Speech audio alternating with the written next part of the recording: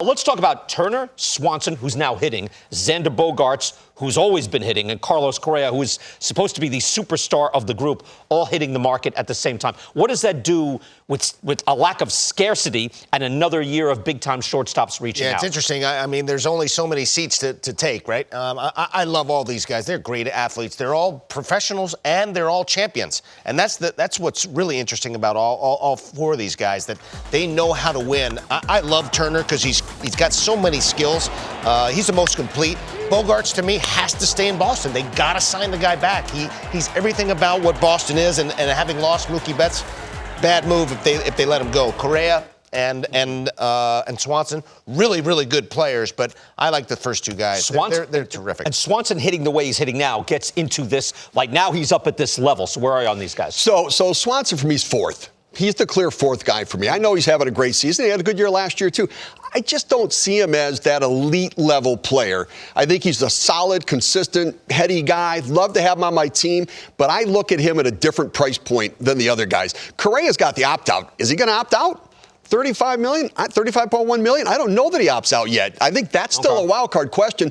Bogaerts and Turner are 1-2 for me. I take Turner over Bogaerts. However, Turner, long-term, the biggest concern is speed guys tend to lose that value of what they bring with speed in the long term, and Bogaerts is so consistently good. I'll give Turner the edge, but I think it's going to be real close, and they're the two leading candidates for me. See, I've gone into it the whole time thinking Correa was opting out. I think that's what most people thought, but right, if he's not performing at his normal level and playing a full season, I don't know. What do you think?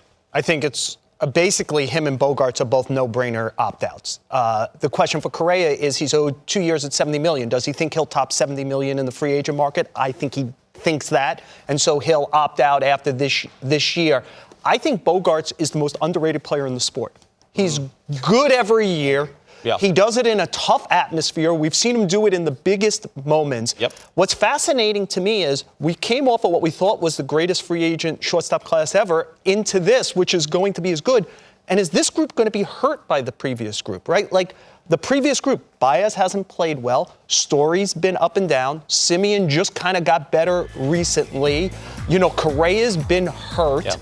You know, Seager Yeah. is down. Yeah. So, and by the way, take a look. 5 of the top 10 guys in MLB.com's prospect list. 5 of the top 10 prospects, shortstops. 17 of the top 75, shortstops. So this is, as we saw, Story is playing second base and Simeon is playing second base. There's, to the point of musical chairs, there's only 30. Right. Like, these guys will all get money. They're all really good players, but it's a tight fit. One quick question. Does Correa and Seager not tearing it up the way they were supposed to be? Because you would pay for both big-ticket items. Does that cool things for next year? I think it does. I think because here's the thing. It's not just what general managers think. It's what owners think. Owners see other teams that invested this kind of money, and when they don't produce, they immediately say to their general manager, "Are you sure now? Look at, Lindor's contract. You look at Correa, you look at Baez.